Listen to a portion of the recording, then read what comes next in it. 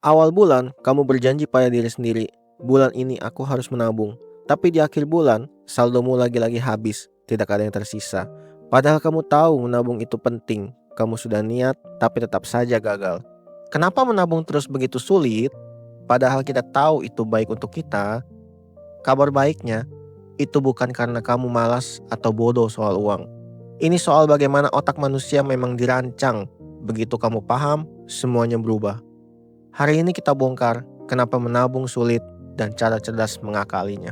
Alasan pertama ada di dalam otak kita. Kita terprogram memilih sekarang daripada nanti. Ribuan tahun lalu, nenek moyang kita bertahan hidup dengan mengambil yang ada di depan mata. Kalau ada makanan hari ini, makan sekarang, besok terlalu jauh dan tidak pasti. Otak itu masih kita bawa sampai hari ini. Ia sangat menyukai kepuasan instan. Menabung meminta kita mengorbankan kesenangan sekarang demi masa depan yang belum terlihat. Dan bagi otak, diri kita di masa depan terasa seperti orang asing. Kita sulit peduli pada orang asing itu, jadi kita pilih menyenangkan diri yang sekarang. Inilah akar masalahnya, kecenderungan selalu mengutamakan hari ini.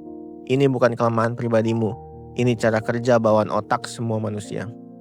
Alasan kedua, belanja memberi rasa senang, sementara menabung terasa seperti kehilangan. Saat membeli sepatu, otak melepaskan dopamin, zat kimia pemberi rasa senang. Klik beli, barang datang, dan otak berkata, enak sekali. Tapi saat menabung, tidak ada hadiah instan, hanya angka yang diam di rekening. Bahkan otak merasakan menabung seperti kehilangan uang yang bisa dinikmati sekarang. Manusia secara alami lebih takut kehilangan daripada senang mendapatkan.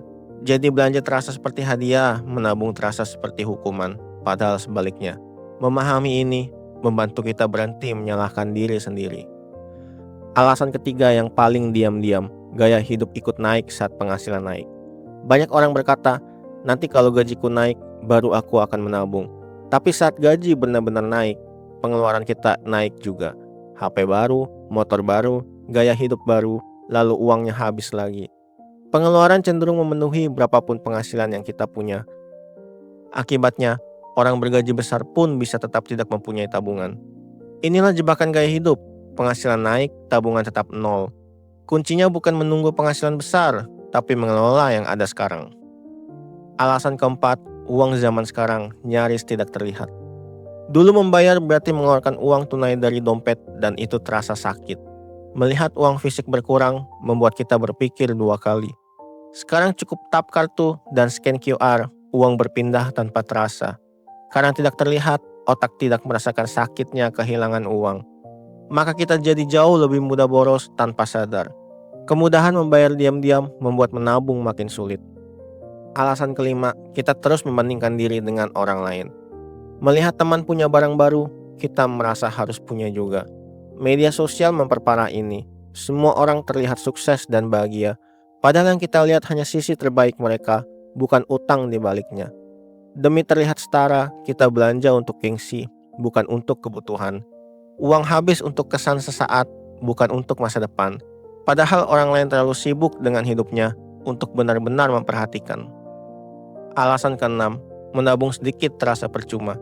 Cuma bisa nabung 20.000, buat apa? Pikir kita lalu kita tidak menabung sama sekali. Padahal sedikit yang konsisten jauh lebih kuat daripada nol. Alasan ketujuh, menabung tanpa tujuan terasa hampa.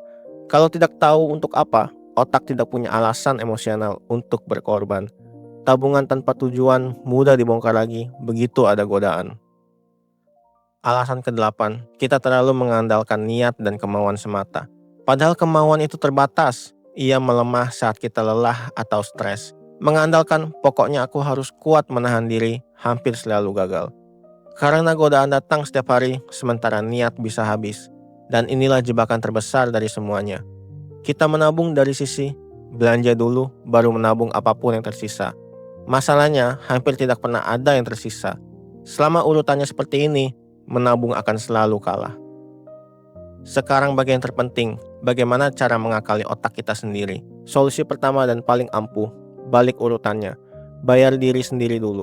Begitu uang masuk, sisihkan untuk tabungan lebih dulu, baru sisanya kamu pakai.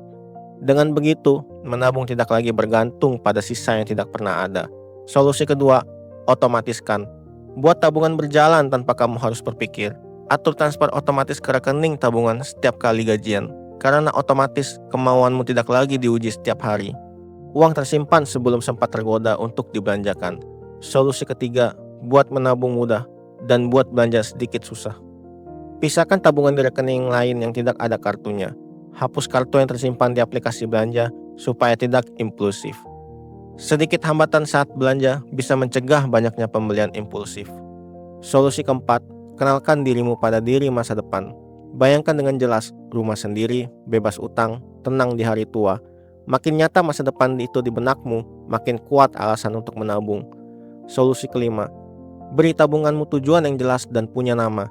Bukan sekedar menabung, tapi menabung untuk dana darurat atau untuk rumah. Tujuan yang punya nama jauh lebih sulit untuk dibongkar saat tergoda. Solusi keenam, mulai dari kecil, jangan menunggu jumlah yang besar. Menyisihkan sedikit secara rutin, membangun kebiasaan, dan kebiasaan itulah yang terpenting. Setelah kebiasaan yang terbentuk, jumlahnya bisa dinaikkan pelan-pelan. Solusi ketujuh, lawan belanja impulsif dengan aturan menunggu. Saat ingin membeli sesuatu yang tidak penting, tunggu 1 hari sebelum membelinya. Seringkali keinginannya itu hilang dengan sendirinya keesokan harinya. Solusi ke-8, sadari kemana sebenarnya uangmu pergi. Catat pengeluaran walau sederhana. Kamu akan kaget menemukan kebocoran-kebocoran kecil. Kopi harian, langganan yang tak terpakai, hal kecil yang menumpuk jadi besar.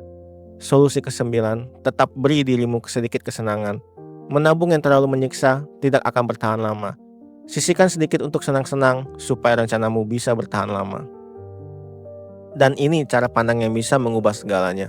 Menabung bukan tentang menyiksa diri atau pelit pada diri sendiri. Menabung adalah membeli sesuatu yang sangat berharga, ketenangan, dan kebebasan. Setiap rupiah yang kamu simpan adalah hadiah untuk dirimu di masa depan. Kamu bukan kehilangan uang, kamu sedang membeli rasa aman.